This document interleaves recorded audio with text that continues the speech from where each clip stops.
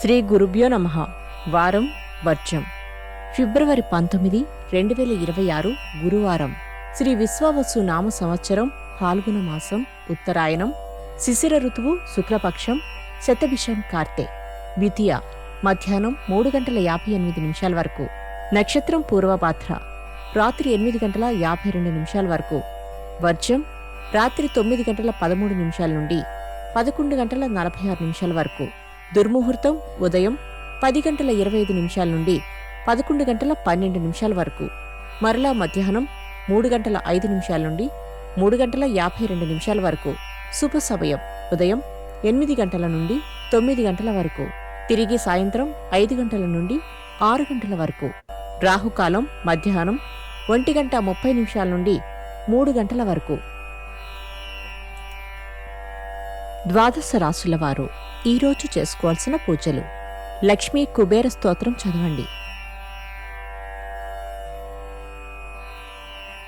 ద్వాదశ రాశులు.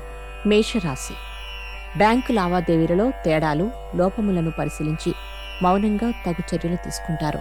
ప్రయాణాలు లాభిస్తాయి. వృషభ రాశి. వాగ్దాన భంగము చేసిన వ్యక్తులను, వారి బాధ్యతను, ఇచ్చిన మాటను గుర్తు చేస్తారు. వ్యాపార విషయ చర్చల్లో సానుకూలం. మిథున రాశి. వివాదాస్పద అంశాలకు దూరంగా ఉండటం మంచిది. నిలిపివేసిన కళా సంబంధమైన వాటిని పునః ప్రారంభిస్తారు.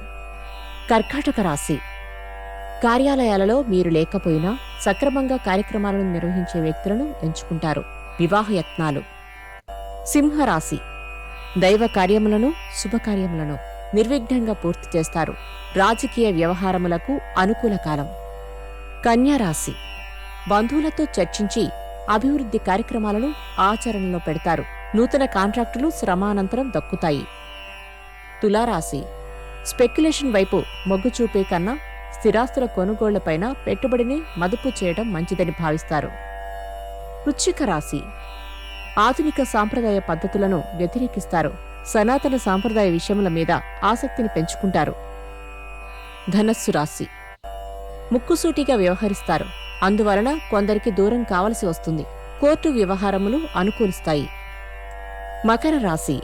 గృహ నిర్మాణ సంబంధమైన విషయాలలో స్వల్ప మార్పులు చోటు చేసుకుంటాయి.